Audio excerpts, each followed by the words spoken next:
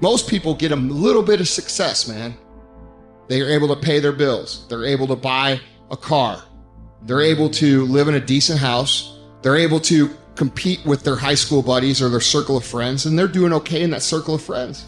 And that's where they stay. And they stay there until they die. And I want you to think about that. That's how people get in ruts.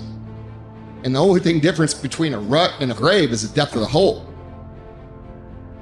The degree of which you are rewarded is directly proportional to the degree of hard work that you put in.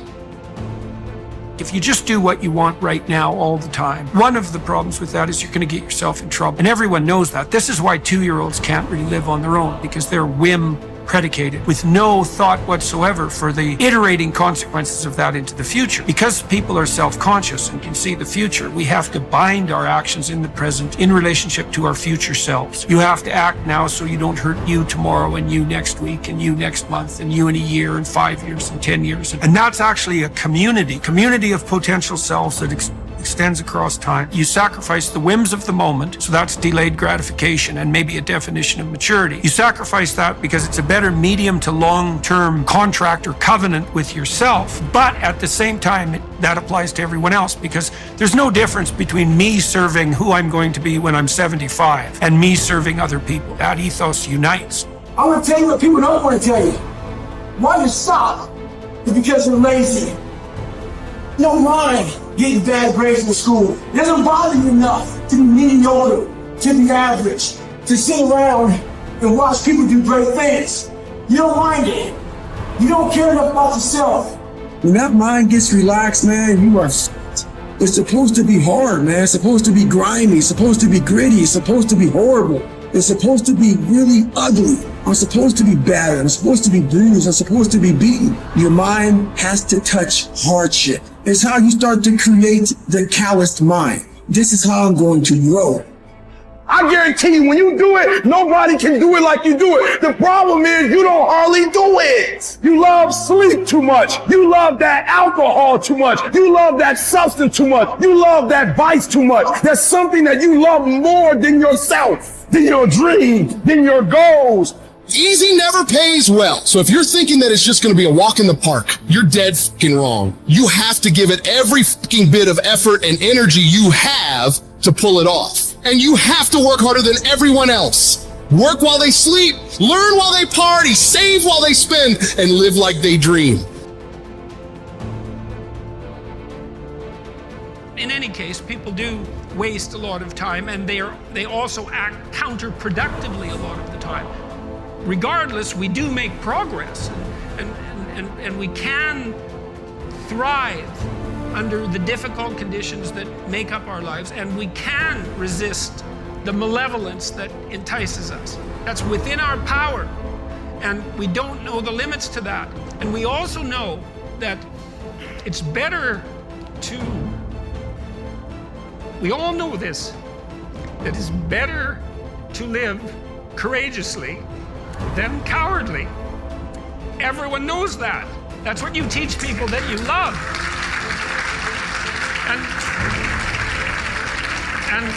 And we know that it's better to live truthfully than in deceit. And you can tell that too, because that's also what you tell people that you love. And we know that you should pick up your damn responsibility and move forward. Everyone knows that. It's part of our intrinsic moral nature. And that nature is there. And it's not difficult to communicate to people about this. Like, everyone knows that you wake up at 3 in the morning when you've let your life go off the rails, and that you berate yourself for your uselessness and your cruelty and your failure to take the opportunities that are in front of you. And if you were the master in your own house, in some sense, the captain of your own destiny, if there was no intrinsic nature, well, that would never happen. You'd just let yourself off the hook. There'd be no voice of conscience tormenting you. But no one escapes from that. And what that indicates to me is that, at least psychologically, We live in a universe that's characterized by a moral dimension, and we understand that well, and that moral failings have consequences, and that they're not trivial. They destroy you. They destroy your family. They destroy your community. And you can tell people that, and they listen because they know. They don't know they know. That's the thing, and maybe that's the thing about being an intellectual. You have the opportunity to articulate ideas that other people know, they embody, but they can't articulate. And that's what people tell me. They say, well, you help me give words to things that I always knew to be true but couldn't say. Or they say, I've been trying to put some of your precepts into practice. Responsibility being a main one, vision another, honesty, I suppose, bringing up the pack and saying, this is the fun part of doing all of this. Fun is a weak word. It's the remarkable part of doing all this. I mean, I have people tell me constantly wherever I go, it's so delightful that, they were in a pretty dark place, and they tell me why. And there's plenty of dark places in the world, and they decided, well, maybe they were gonna develop a bit of a vision and take a bit more responsibility and start telling the truth and putting some effort into something. And they come up and they say, wow, you can't believe how much better things are. First say to yourself what you would be, and then do what you have to do. If you aren't happy with who you are, you first need to identify who it is that you desire to be. Without determining the destination you're trying to get to, you're probably not going to arrive there. The next step after you figure out who you want to be in your life is to take the necessary steps towards this goal. After all, putting a tack in a map on the wall is a great first step towards going on a journey. But that's only the first step. In order to achieve the good life that you want to live, you will need to exercise your will and do what you have to do to make your dream a reality. Now I will explain how you can recognize that you are not wise.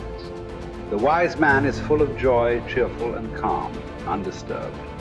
He lives on equal terms with the gods. Now examine yourself.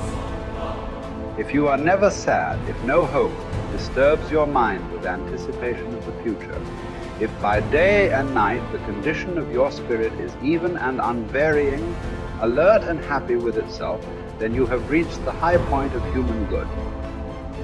The greatest obstacle is probably when meditation comes out of a sense of lack or neediness. So you feel you are deprived of something, be it money or a relationship or a living situation, and you feel there's a great lack in your life and you desperately want this to change. And so you perhaps use manifestation in a way that is not likely to work when, for example, you use affirmations such as I want a better job, I want a job with a good income and a life situation in a nice place, and I want this and I want that. By making these statements, you're actually, by implication, saying that you don't have it. So you're also, by saying that you're there's a reverse side to your statement, I want, and on the reverse side of the statement, I want, there is the statement, I don't have and I need. And similar things, please give me, if you pray to maybe God, maybe you pray to Jesus, maybe you pray to Buddha. They do that in Buddhist countries. Maybe you pray to a saint or whatever it is, or you pray to the universe and say, please, universe, please give me this, please give me that.